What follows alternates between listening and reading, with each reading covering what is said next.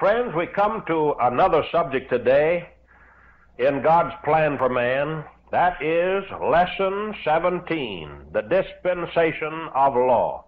And you'll find this illustrated on your Bible chart, the 8th period from the left, from the beginning of your chart. There you have a picture, a ball illustrating the whole dispensation of law, a period of over 1,700 years.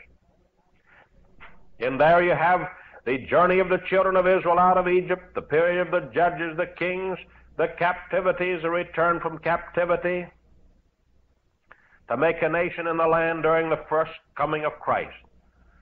Still tracing that red line on your chart, you have the journey of the children of Israel being traced through the ages. And there in that period, you have all the book of Daniel in picture form, even the fiery furnace, and Nebuchadnezzar eating grass like an ox, and Daniel in the lion's den.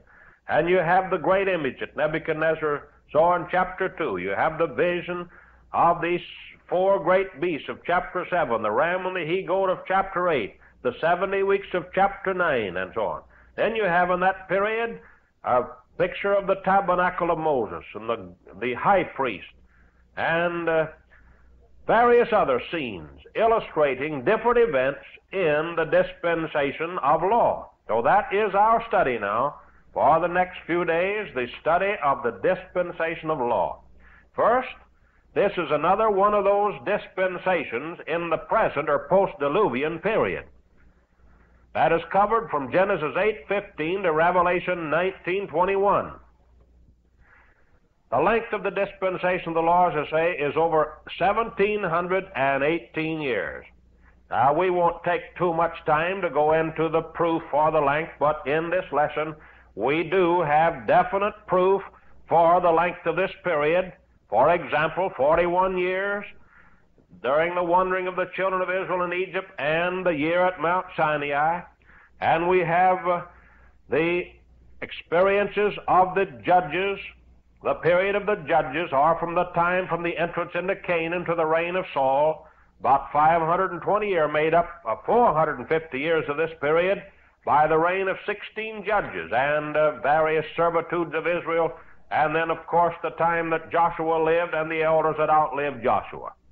Then from Saul to the Babylonian captivity was 513 years, and in this we have 23 reigns of kings over Israel.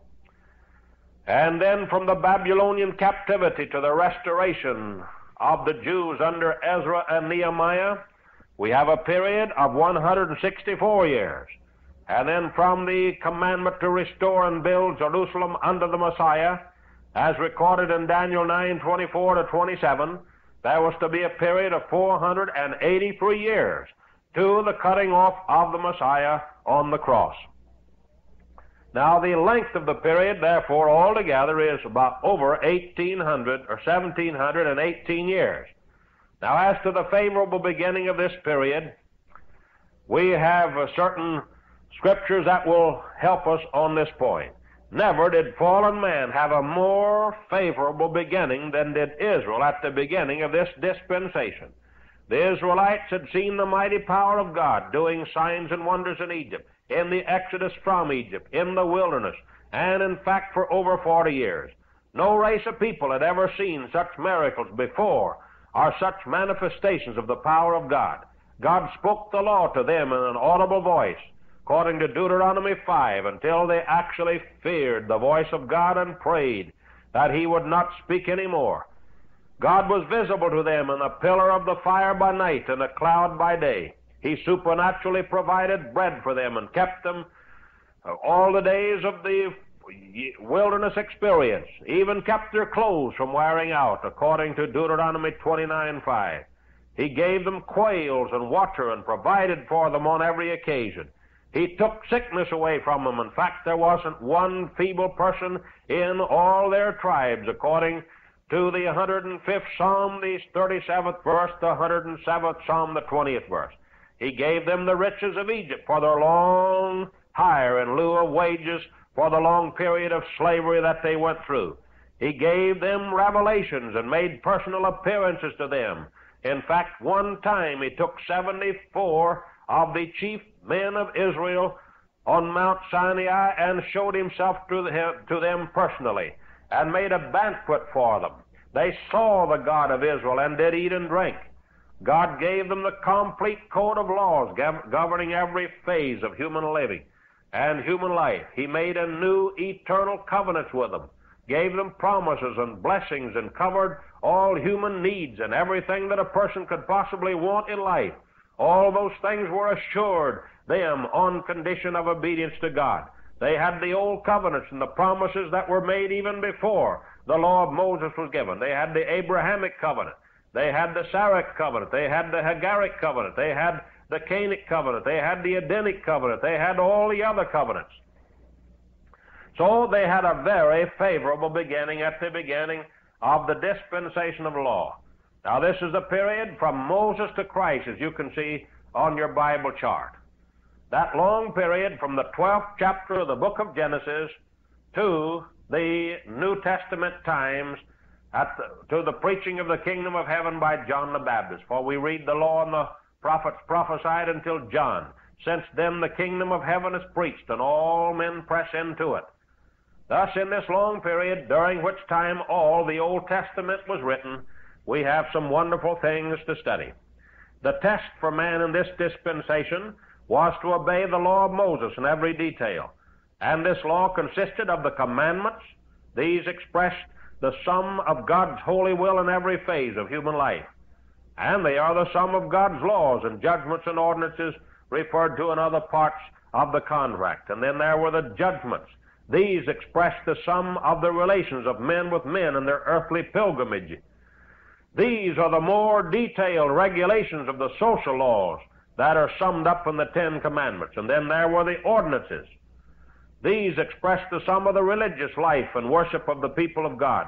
These are the more detailed regulations of the religious laws of the Ten Commandments. Thus you have the law consisting of three main parts: the commandments, the judgments, and the ordinances. The commandments being the sum total of all, the judgments and the ordinances, the judgments referring mostly to the social laws, and the ordinances to the religious laws of the nation of Israel. Now the purpose of God in this dispensation was to test man to see if he was capable of remaining true to God and submitting himself to God and obeying the law of Moses in every detail. In this new age, God purposed to give man his will in every detail. He planned to organize a commonwealth of nations headed by Israel and governed by his laws that men would obey from choice. He planned a visible system of worship and a place where his glory could be continually manifested and where he could have perpetual contact with men. He further purposed that through Israel he would destroy the second race of the giants and the offspring of the sons of God and the daughters of men that were born in the earth after the flood. He also planned that the Messiah should come through this particular chosen race and would come at the end of this particular period. These were the days when God began to speak to people by the prophets more than ever before. In Hebrews 1:1 we're told that God at sundry times and in divers manners spake in times past unto the fathers by the prophets, hath in these last days spoken unto us by his Son. So all through this period, called the dispensation of law in particular, God raised up prophet after prophet. In fact, there were about 1,500 prophets raised up in this period of a little over 1,700 years who gave God's message to the people. When men fell into sin, when Israel rebelled, why, God would raise up a prophet to bring them back to God and preach righteousness and preach reconciliation and preach how to get back to God and what God's will was concerning the reconciliation of the rebels. There was a period for many years during the dispensation of promise that God's voice was not heard. Then at the end of that period, God revealed himself to Moses, and through Aaron and others, and then through Joshua, and all through the dispensation of promise, he dealt with the people. And now, in this period, he begins to show to the people in a more personal way and a more intimate way his further revelations. He began to speak to them through the former prophets, and begin to deal with them through continued revelations of God's will. Prophets who were raised up, who looked into the future, who saw the events to come, even yet many things are to be fulfilled. Thus we see that God is the great overseer of all his creation, guiding it to a desired end until the universe is rid of all rebellion and the rest of society is perpetuated in righteousness forever and ever. That's really the purpose of all these different dispensational dealings of God with man. Now we're going to continue with this message on God's purpose in giving the law of God to Moses, and then the fulfillment of the law, why the law was done away with, and what was wrong with the law of Moses that it needed changing. And then we'll deal with the means of God in accomplishing this purpose, the failure of Israel in this period, and the continuation of the times of the Gentiles and other interesting events of this period called the dispensation of law. I would urge you to get your chart down quite often and become well acquainted with every one of these ages and dispensations. Become well acquainted with this whole plan of God so that you can know what we're referring to when we deal with these different periods of time.